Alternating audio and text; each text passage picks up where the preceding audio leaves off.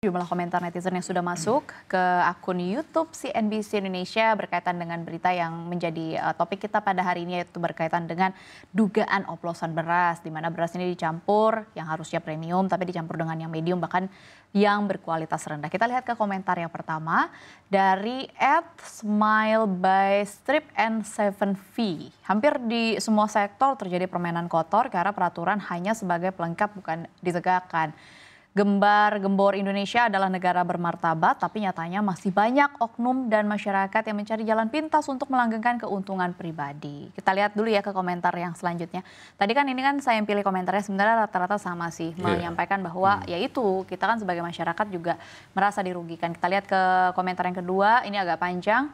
Goskun 8372, kalau pelaku yang terkait tidak dihukum berat sungguh sangat keterlaluan. Pemerintah yang sekarang semua oplosan dan tipu-tipu sekarang semua sudah melek mata rakyat seperti buat mainan sapi perah. Kita lihat ke komentar yang terakhir, yaitu dari Asten Asinurat. Aneh, baru saja kita katanya swasembada beras, ada beras oplosan, ada beras buat bantuan kemanusiaan, pemerintah bagaimana ini bisa terjadi.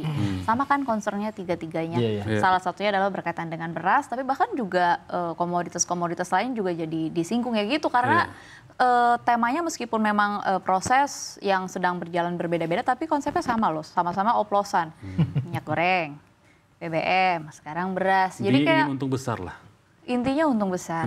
Untung besar. Keserakahan. Nah, pertanyaannya sebenarnya langsung saja ya kita mulai. Kalau dari analisis redaksi CNBC Indonesia, salahnya di mana sih, Kang Hendra? Iya, ini memang kan kita sudah, saya sampaikan tadi, kita sudah punya standar ya, mutu, standar soal label segala macam. Ada peraturan menteri, ada SNI, ada peraturan Bappenas. Artinya ini kita sudah jauh lebih maju lah dalam ketentuan perberasan sejak kita merdeka ya. Artinya tinggal pengawasan. Nah, apa yang terjadi saat ini oleh Menteri Pertanian mengungkap penyelewengan mutu, penyelewengan kualitas dan volume segala macam, termasuk harga, itu bentuk bahwa pemerintah sedang percaya diri karena stoknya itu lagi berlimpah. Bayangin kalau seandainya kasus ini kita bongkar di saat kita stoknya lagi menipis, wah pasti itu para pemain-pemain itu malah justru ngerjain. Seperti yang terjadi di minyak goreng. Iya, ditarik semua ke pasar, akhirnya kan terjadi kolaps lah pasar itu. Nah, sekarang justru pemerintah dengan adanya ini justru beras SPHP digelontorin kan. Artinya untuk bentuk bahwa saya punya stok banyak nih gitu. Jadi para pemain-pemain yang selama ini nakal, pemerintah bisa nunjukin bahwa kita punya stok banyak gitu sih. Jadi bentuk kepercayaan diri luar biasa dari pemerintah, stok itu berlimpah. Dan ini buat pelajaran buat tahun-tahun berikutnya, kalau emang pemerintah mau membenahi tata kelola beras itu harus memang punya stok yang cukup agar bisa menggertak pasar lah ibaratnya gitu. Baru beres-beres gitu ya. Oke. Mungkin pertanyaan selanjutnya masih untuk Kang Hendra dulu ya. Kan kalau kita bicara berkaitan dengan rantai pasok beras ini kan cukup panjang gitu. Nah, tadi kan disebutkan oleh Kang Hendra sebenarnya pengawasannya. Nah, sebenarnya pertanyaan saya lebih spesifik, secara teknis tuh pengawasan di mana gitu. Karena kan kita juga tahu ya itu tadi sebenarnya ada SNI yang memang dibawahi langsung oleh BSN, kemudian juga ada laboratorium. Ada 13 laboratorium yang akhirnya diperintahkan untuk mengecek kualitas beras ini, tapi kenapa akhirnya bocor-bocor juga? Apakah pertanyaannya oplosan ini sudah sewajar itu, bahkan sampai semua rantai pasok ini setuju bahwa kayak oh ya udah memang oplosan ini sudah menjadi standar baru untuk distribusi beras ke masyarakat. Ya, pengawasan ini kan bisa kita mulai dari konsumen sendiri. Misalnya untuk mengetahui betulkah takarannya itu sesuai dengan di label. Nah, ya konsumen seperti dalam kasus minyak goreng bisa menimbang sendiri ketika dia udah beli dari pasar, wah ternyata takarannya kurang. Nah, itu bisa dari situ.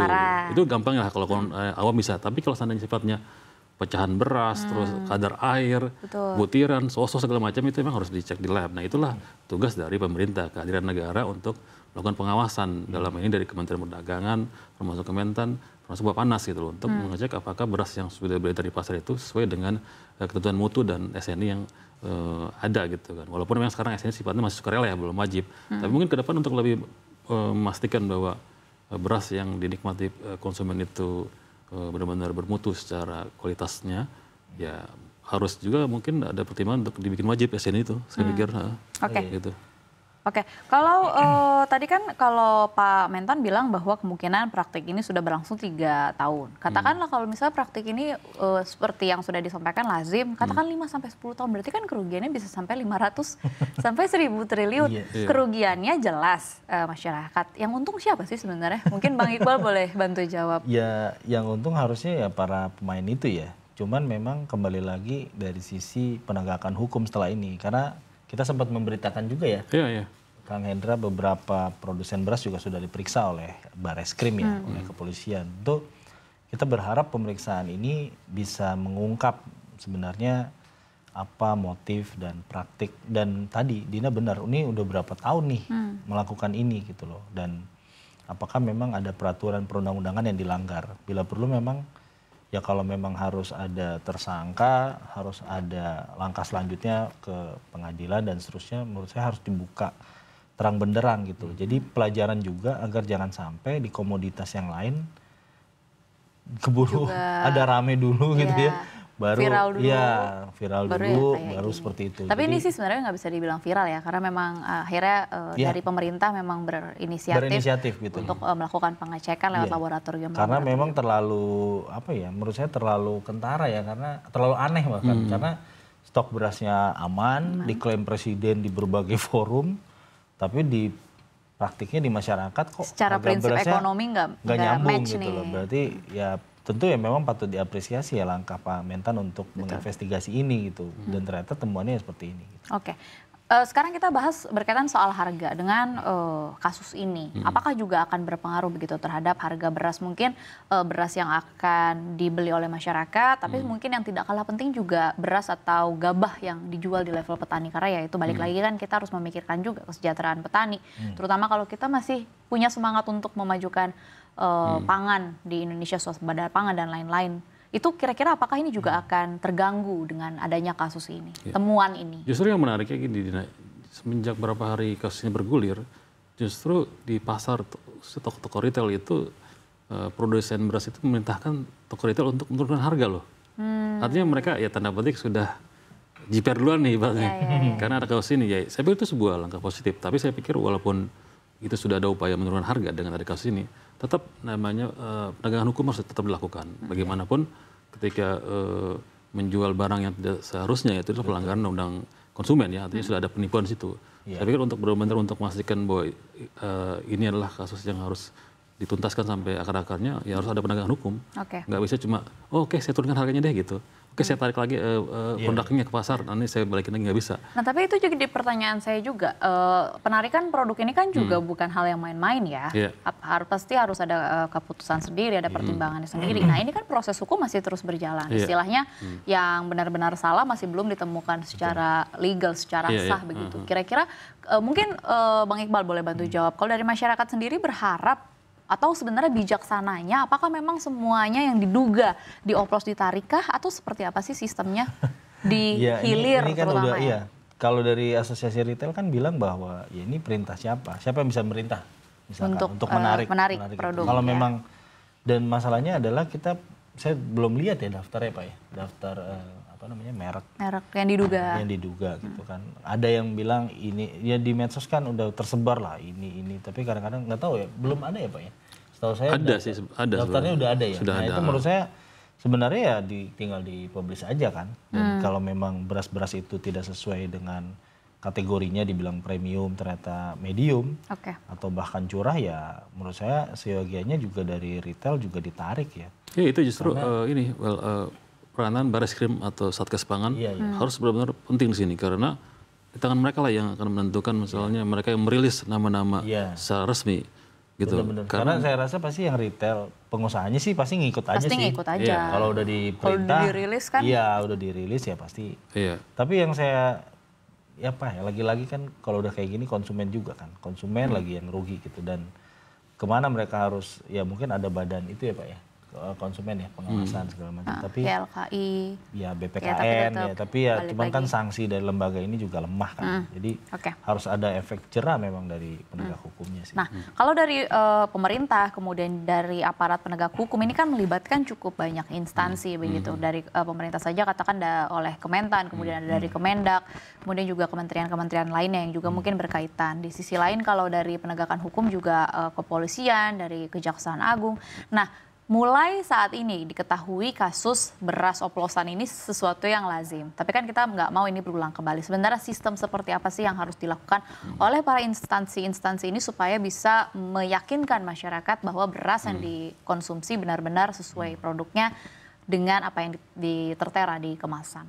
Iya, menurut saya yang pertama sekarang ini bolanya ada di Barreskrim atau kepolisian atau Kejagung ya. Mereka harus benar-benar tuntaskan kasus ini. Sebut nama siapa yang salah dengan hukumannya yang jelas gitu.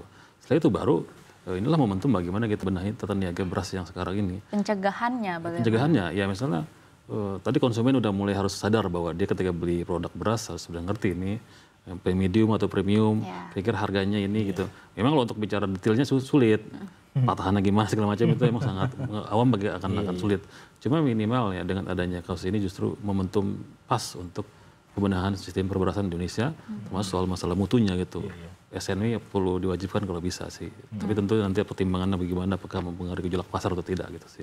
Oke, Bang Iqbal mau menambahkan mungkin? Iya benar sih. Kalau memang ke depan sih menurut saya jadi momentum ya untuk pembenahan ini. Karena ya kita tiap hari makan beras ya. Pengusaha juga semua banyak yang menjual beras, banyak yang bergantung dari usaha ini, dari hulu sampai ke hilir gitu. Tapi ya jangan sampai ada lagi lah, kayaknya kita juga udah pegal juga ya dengar apa-apa ada oplosan gitu ya, tidak sesuai komoditas utama. Iya, padahal dalam berdagang itu kan kejujuran itu yang utama kan, apa yang tertera di situ. Apalagi yang waktu minyak itu ya, minyak itu bener-bener menurut saya nggak masuk akal itu. 1 liter ternyata cuma 800 ml. Itu kan gampang banget untuk dilihat. Iya, kalau itu gitu. bener. Tadi kata Kang Hendra juga bener, karena beras ini kan ada karakteristik itu kan, patahannya berapa, ini premium. Kalau ini medium dan curah gitu, dan belum masalah harga, apakah itu juga pakai pemutih atau seperti apa, itu juga banyak yang konsumen juga tidak tahu ya, ujung-ujungnya kan kalau ada nasi ya makan aja. Tinggal langsung dimakan aja, dia juga nggak akan, oh ini premium atau beras Jepang atau beras apa juga, mereka juga nggak ngerti gitu loh. Jadi kita nggak bisa, ya konsumen memang harus teredukasi juga, tapi ya dari di sisi lain sistemnya, produsen, ya semua lah. Dari rantai pasok distribusi beras dari hulu ke hilir harus dipastikan gitu benar-benar jadi jangan sampai swasembadanya ya kebanggaan sih. Biasanya bahkan ada award dari FAO gitu kan sebagai lembaga PBB Indonesia produksi begini-begini, tapi di distribusinya malah di masyarakatnya malah karut marut gitu.